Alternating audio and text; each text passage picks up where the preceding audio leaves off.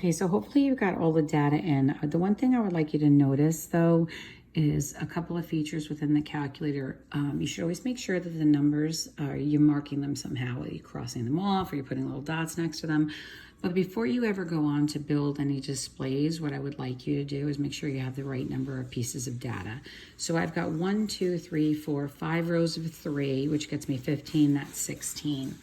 So when I come over to here and I'm looking for pieces of data, if you go down the list, I don't know if you can see this clearly, I'll try and help you.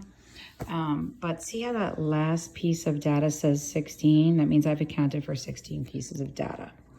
Now, what you're gonna do is you're gonna press, see all these plots, stat plot, that's statistics plots. You're gonna press your second function key and you're going to press that. And that's gonna take you here.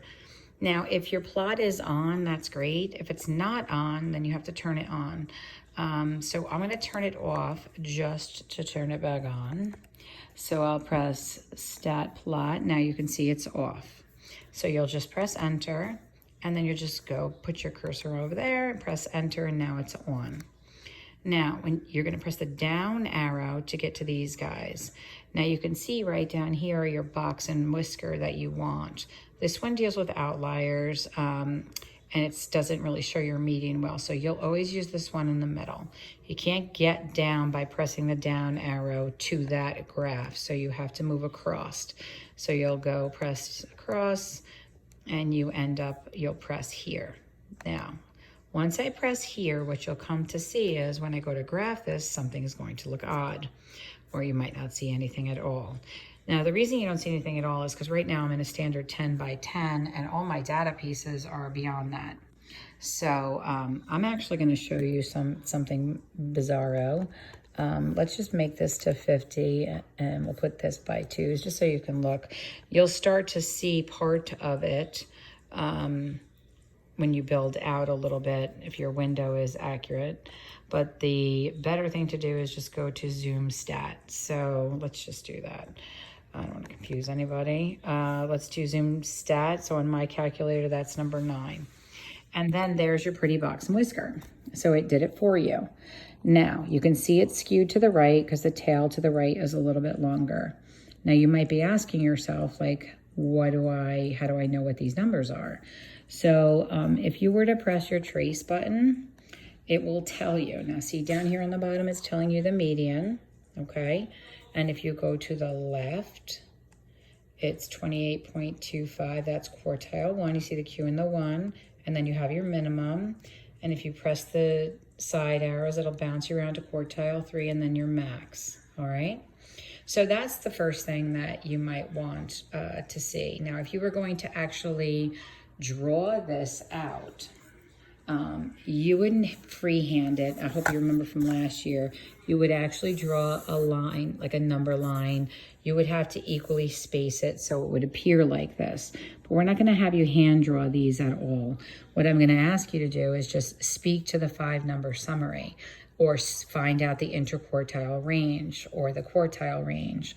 So when we talk about spread on this one, you have a maximum value out here at 45, okay? And your minimum value down here is 26, right? So when you look at that, it looks like you have 19 is your range. So, and that looks pretty big. So then we look at the interquartile range is a little closer. That's 28.25, so that's the low. And that will get subtracted from the high, so 34. So if we do 34 minus the 28.25, that's 5.75. So what does that tell you?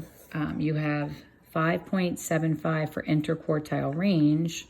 So you can see that this 50% is pretty close together, all right? There is another feature on the calculator that is kind of interesting. If you go to calc here and you press enter all the way down to the end. So now this just lists some other bits of information. X bar, the X with the bar over it, that's your mean, not your median, that's your mean. these all deal with variation, and you'll see that in your 11th grade class. This little n right here means the number of pieces of data we're dealing with, which we already confirmed was 16. And if you press the down arrow like I am here, it gives you your 5-box summary. So you have a minimum of 26, a quartile 1, 28.25, your median, your quartile 3, and your max, okay? So what I think I'm going to have you do is we'll try and do another one, and we'll take the data and see what we can come up with. Let's see if we can get a nice, this is where I wanted to go, sorry. Okay, so let's take a look here. So let's enter this in. Let's do this men's height for a second, all right? So now what do you do? Like, how do you clear out your calculator? This is the last one I'm gonna show you with the calculator. If you have any trouble, you can check in with each other, or you can email me tomorrow, but we're gonna clear this out. So when you go to stat, you're gonna go to edit, and you could easily just press like delete, delete, delete, delete, delete over and over and over again until it's all gone. You can do that. You can go up to here and you can press to clear, and it will clear it for you. You just don't want to delete this. Should you actually delete this, it makes it challenging because when you go to stat plot, they're looking for that first list. So if you accidentally erase it, if you should, hold on one second. If you should go up here and actually delete L1, see how now it starts with L2? You're gonna have to reset your calculator. So let's go over that. So it's second function plus, then it's 712. And that's another way you can clear it too. So here we are at stat edit, and I have nothing in there, and hopefully you are too. Just put the data in, and we will talk in a second. It's not a lot of data for this one. You do see a mode here, and it's interesting. They gave it to you in order here, but they don't have to. You could easily get it out of order. The calculator will put it in order for you. So that's kind of nice, right? Wish you had that last year. All right, so let's confirm pieces of data. We have 2, 4, 6, 8, 10, 11. And it looks like I have 11, right? See right there, 11. So just to make it quick, we're going into stat plot. We're already, oh, I have to turn it back on because I turned mine off. Go down and over. This is the guy you want. Press enter, and then go to your graph. And our problem here is that we're in a 10 by 10, so we're gonna go to zoom stat, which is usually a little lower. On mine, it's number 9, and there it is. You can press trace. That's the median. Press to the left, you get the lower quartile, quartile 1. Press again, you get the minimum. This is quartile 3, and that is your max. Now, the other thing you can do is go back to stat, go to calculate. This is one variable statistics. So univariate statistics, this will be bivariate statistics. You will press enter to the end.